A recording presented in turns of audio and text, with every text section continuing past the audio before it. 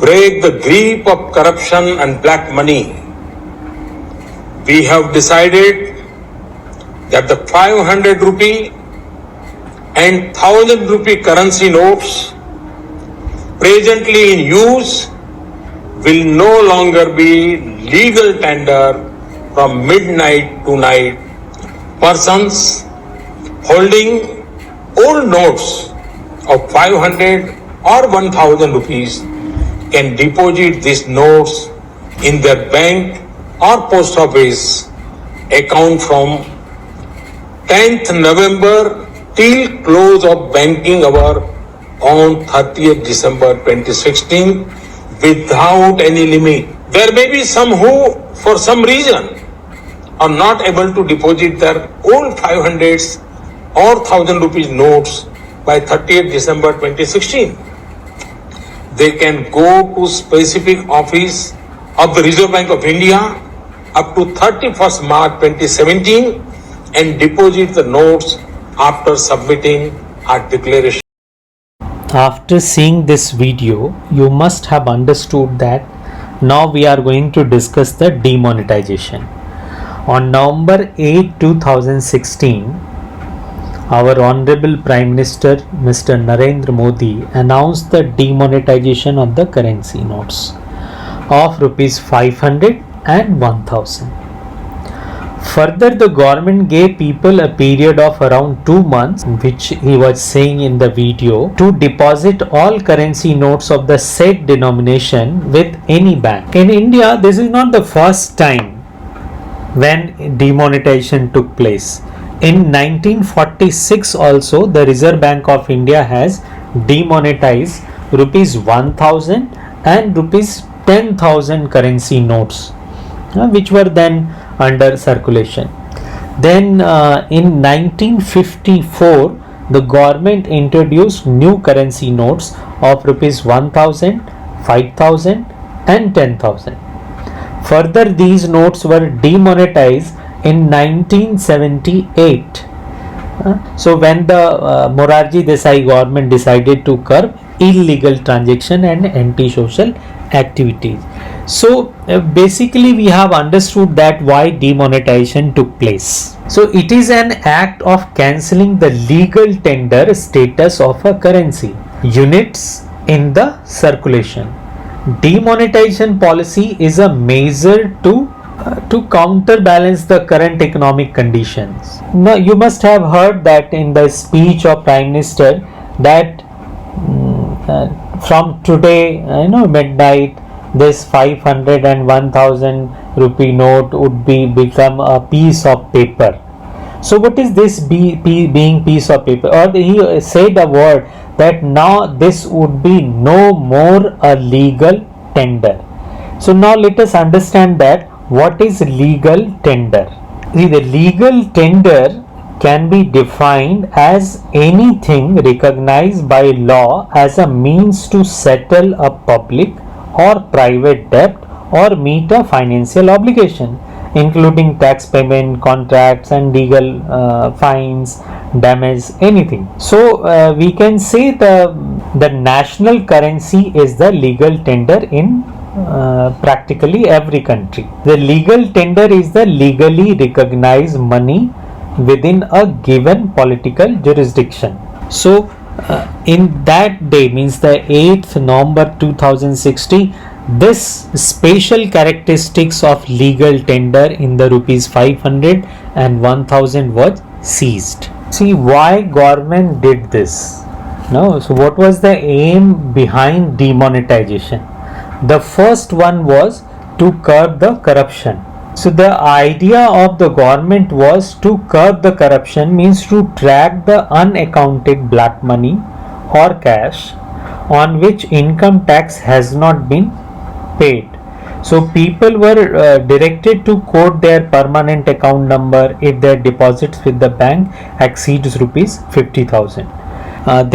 You may have earned some money out of corruption and you are not showing it to the government.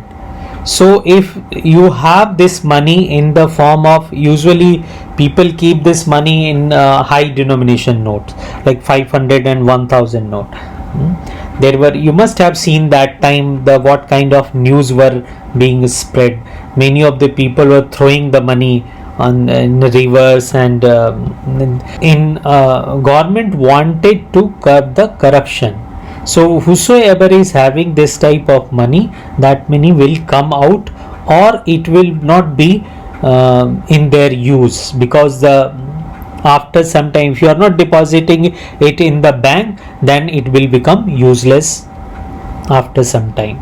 The second aim was counterfeiting the use of high denomination note for illegal activities. What is counterfeiting? Counterfeiting is basically, if we see the word meaning of this, we can say the activity of making illegal copies of something, like say currency. You must have heard about the fake notes. Many a time it has used to happen that some fake note was found. So that was another aim of the government, so that they can stop this counterfeiting activities. Third one was that lot of black money was generated. Black money means what?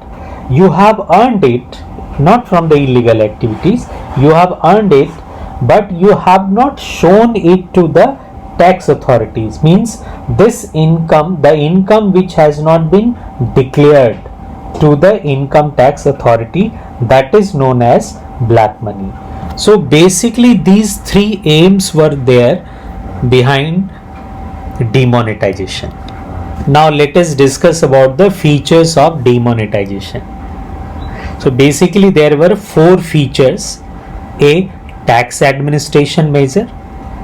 Second, stringent approach towards tax evasion, and then channelizing savings into the formal financial system, and the last one is development of a less cash or cash light economy.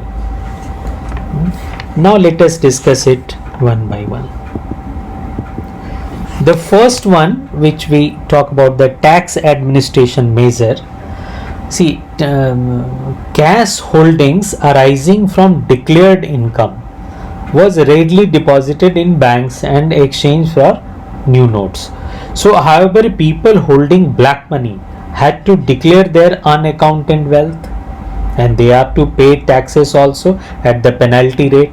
So in this way, one of the objective of the government, that the accumulation of black money which was being generated by income, that was to be stopped. Second was demonetization is also interpreted as a shift on the part of government, indicating that tax evasion will no longer would be tolerated, or it will be accepted. So if you are hiding your income and not paying the tax to the government, this will not be accepted. That is the another feature of this demonetization. Third thing was what? That government wanted to channelize savings into the formal financial system. So when I say channelizing savings into the formal financial system means, see, you must have seen that time there were many people who were hiding some of the money in their cupboard. They were keeping it under the bed.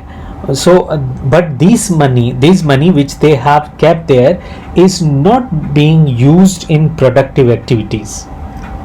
So there was an idea behind it that the people, now this will be useless, this 500 and 1000 note. So you have to deposit this into the bank, and when you deposit in the bank, suddenly there was huge fund available with the bank to give it as a loan to other people. So that increased the productive activities in the market. That was the third feature.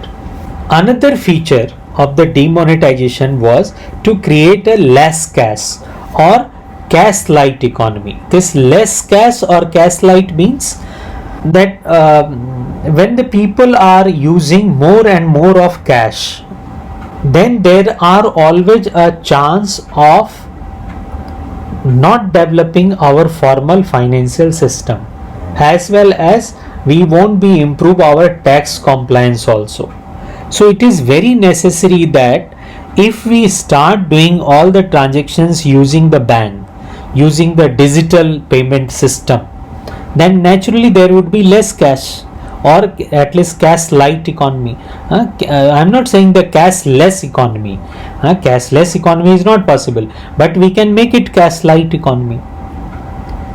So that was the idea behind this demonetization, and these are the 4 features of demonetization.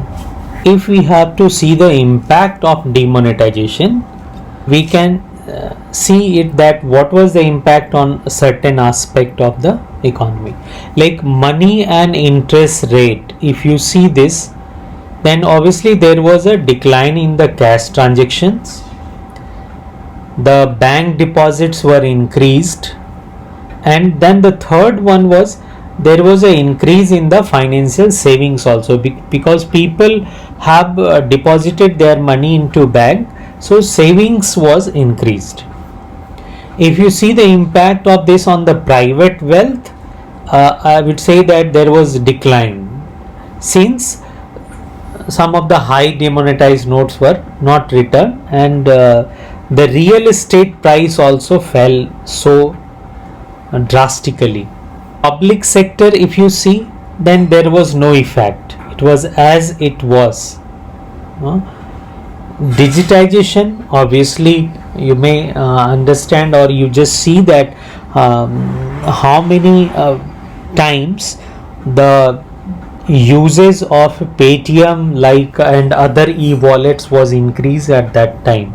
So digital transaction among new users was too much into use. You must have seen that, or still now very small shop also have a GPay, and that QR code is pasted there, and you can make the payment using the RuPay, or this AEPS means Aadhaar enabled payment system. Then what was the impact on the real estate? Obviously I have said this, that real estate prices were declined. It was very difficult, I know some of the people who have constructed the house, they are dealing in the property, they are the property dealer, and they have constructed the flat building, and they were not able to sell it out. Then comes the tax collection. Obviously there was an huge increase, the rise in income tax collection was increased. If you see the tax collection, or definitely there was a positive changes. You can see in this diagram that almost everything about the tax collection after demonetization has been shown here.